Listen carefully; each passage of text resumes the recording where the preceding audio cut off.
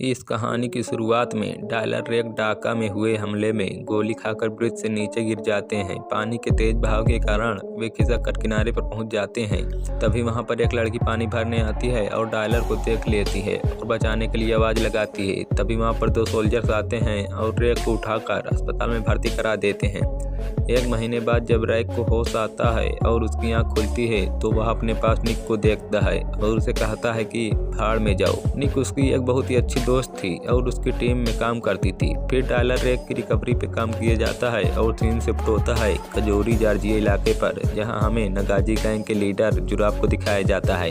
तभी उसका right hand आता है और उससे बताता है कि तुम्हारा भाई डेविड, जो कि तकाचीरी प्रिजन जॉर्जिया के जेल में है, उसकी सज़ा 15 साल और बढ़ा दी गई है और वो जेल से जल्दी नहीं आ सकता। यह सुनकर जुराब को बहुत ही ज़्यादा गुस्सा आता है और वह एक दिन जॉर्जिया के गवर्नमेंट को बुलाता है और डेविड को छुड़वाने की बात करता है। तभी गवर्नर कहता है कि हमारी बात आगे चल रही है, शायद उसकी सज़ा कम हो जाए। इस पर जुराब को गुस्सा आता है और उसे एक गड्ढे के पास ले जाता है। तभी गवर्नर पूछता है कि यह गड्ढा किसके लिए खोद रहे हो। इतना कहते ही जुराब फावड़ा उठाकर उसकी गर्दन में घुसा देता है और कहता है कि यह गड्ढा तुम्हारे लिए था। इधर डायलर की रिकवरी के बाद उसे कई दिनों की छुट्टी मिलती है, इसलिए उसे भेज दिया जाता है ऑस्ट्रिया के घने जंगलों में, जहां पर छुट्टियां बिताने का मौका अच्छा था और उसे इस हालत में मिशन करना इम्पॉसिबल लग रहा था। निक उसे एक बॉक्स देकर जाती है, यह तुम्हारी पूरी जिंदगी की कमाई है इस डब्बे में। और जब वह उसे खोल कर देखता है तो उसकी एक्स वाइफ के दिए गए चिट्ठियां थी, उसके बेटे का हंसता हुआ चेहरा और उसकी बीवी भी थी, जो अब किसी बात की वजह से दूर हो गई थी।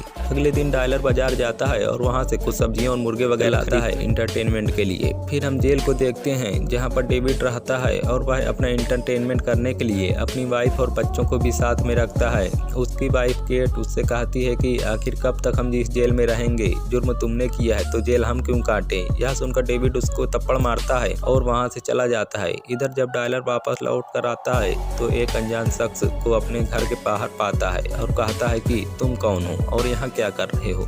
वह अपना नाम नहीं बताता है और कहता है कि मैं तुमको एक मिशन देता हूँ। इस पर रैक कहता है कि मैं आजकल मिशन करना छोड़ दिया है, इससे अच्छा यही होगा कि तुम कप नीचे रखो और यहाँ से चले जाओ।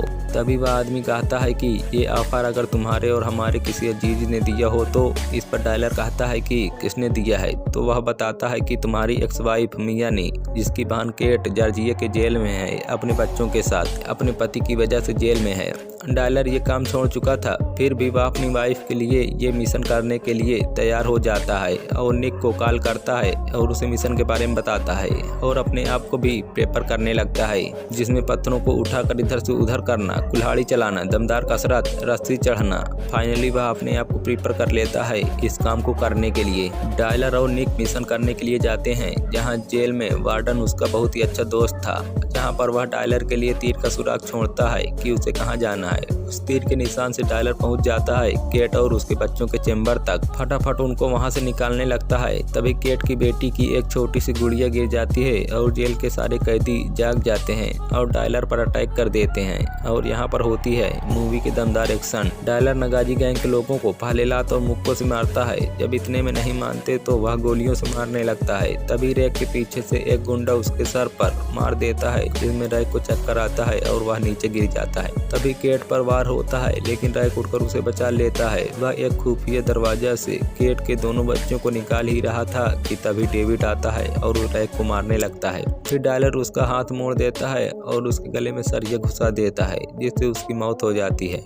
डायलर उन सबको बचाकर बाहर निकाल आता है और यह बात जब जुराब को पता चलती है तो वह उन पर अटैक करवा देता है। चलती गाड़ी पर बाइक से हमला करने लगते हैं। निक उन सबको धीरे धीरे मार देती है और भागकर वे सब ट्रेन में बैठ जाते हैं और ट्रेन को निक ऑपरेट कर रही थी। तभी कुछ लोग हेलीकॉप्टर पर बैठकर आते हैं, उन पर गोलियां बरसाना शुरू कर देते हैं। डायलर ट्रेन से निकलकर उनको गोलियों से मारने लगता है। फिर एक और हेलीकॉप्टर आता है, कुछ लोग हेलीकॉप्टर से निकलकर ट्रेन में चढ़ जाते हैं और वहां पर पहुंच जाते हैं जहां पर निक थी। फिर निक और गुंडों में फाइट होती है, निक उनको मार देती है और तभी गाड़ी का ब्रेक फेल हो जाता है, गाड़ी पटरी से उतर जाती है और एक्सीडेंट हो जाता है। और सीन शिफ्ट होता है जुराब की तरफ, जहाँ जुराब आकर अपने लोगों से कहता है कि तुम सब हमारे फैमिली मेंबर हो, आज हमारे एक फैमिली मेंबर को किसी ने मार दिया है और अब हमें उससे बदला लेना है। और नगाजी गैंग के लोग डेविड की मौत का बदला लेने के लिए तैयारी करने लगते हैं।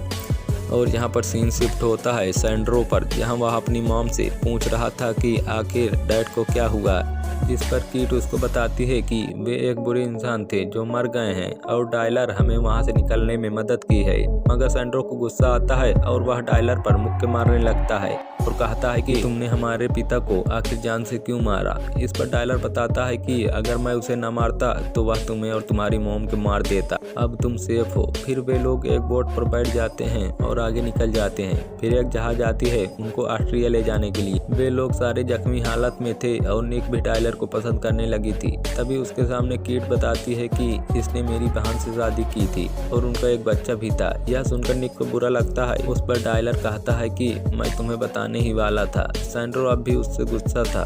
चुपके से वह उसका सैटेलाइट फोन चुरा लेता है, अपने चाचा जुराब को सब कुछ बता देता है और बता देता है कि हम ऑस्ट्रिया जा रहे हैं। और ऑस्ट्रिया में एक बड़ी बिल्डिंग में डायलर और निक का जो हाइड आउट हुआ करता है और वहाँ वे लोग नकली पासपोर्ट बनाना शुरू कर देते हैं, जहाँ पर इन्हें जल्दी से जल्दी एक सेफ हाउस तक पहुँचाया जा सके। इधर डायलर सैंड्रो से कहता है कि जो मैंने किया वो तुम्हारे भले के लिए किया, तुम्हारी मॉम ने तुम्हें बचाने के लिए डैड के साथ सालों तक रही। तभी सैंड्रो डायलर से कहता है कि सारी मैंने अवेश में आकर अपने चाचा को फोन पर सब कुछ बता दिया है। डायलर अपनी पूरी टीम को गन लेने को कह देता है और खुद भी गन लेके तैयार हो जाता है। इतने में जुराब के लोग आ जाते हैं और उन्हें घेर लेते हैं और उसी बिल्डिंग पर धड़ाधड़ गोलियां चलाना शुरू कर देते हैं और पूरी बिल्डिंग को ध्वस्त कर देते हैं। ये लोग सोचते हैं कि ये लोग लिफ्ट के सहारे नीचे जाकर बाहर निकल जाएंगे। तभी वहां गुंडे गोलियां चलाना शुरू कर देते हैं। वे लोग फिर ऊपर के फ्लोर की तरफ भागने लगते हैं जहाँ उनका हेलीकॉप्टर था और इधर सैंड्रो अपने चाचा जुराब की तरफ जाने लगता है।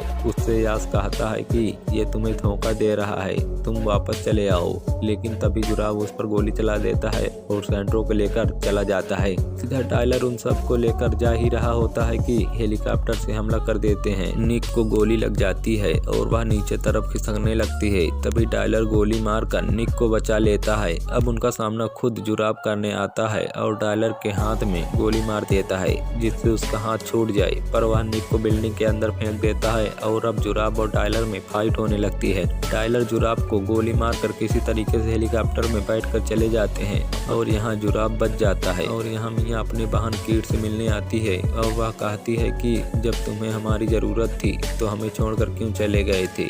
तभी जुराब का ख्याल आता है। वह कहता है कि अभी ये लड़ाई खत्म नहीं हुई है, अगर तुझ में हिम्मत है तो तू अकेला मेरे बताए हुए पते पर आ जा। डायलर गुस्से में बहुत सारा गोला बारूद बम को लेकर अपनी गाड़ी से जाता है। वहां जाने के बाद वह एक एक करके कई गाड़ियां और जहाजों को ब्लास्ट कर देता है। फिर होता है जुराब और डायलर का आमना सामना। जुराब सैंड्रो के शरीर में बम लगाकर डायलर को गन रखने के लिए मजबूर कर देता है।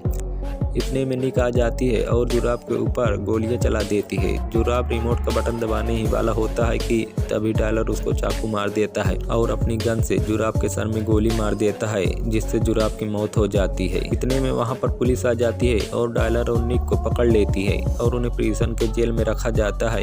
एक दिन डायलर को कहीं ले जाया जाता है जहाँ पर उसकी मुलाकात होती है एलकोर्ट से, जहाँ पर वह कहता है कि तुम चाहो तो मैं तुम्हें छुड़वा सकता हूँ, लेकिन तुम्हें मेरे लिए एक और मिशन करना होगा। फिर डायलर कहता है कि मैं अकेला ये काम नहीं कर सकता, मुझे मेरी टीम चाहिए। तभी निक को लाया जाता है और उनको रिहा कर दिया जाता है। इसके बाद यह मूवी यहीं पर खत्म हो जाती है। अगर आप थर्ड पार्ट के लिए इंतजार कर रहे हैं तो कमेंट करके अवश्य बताएं और ये वीडियो पसंद आया हो तो वीडियो को लाइक जरूर करें।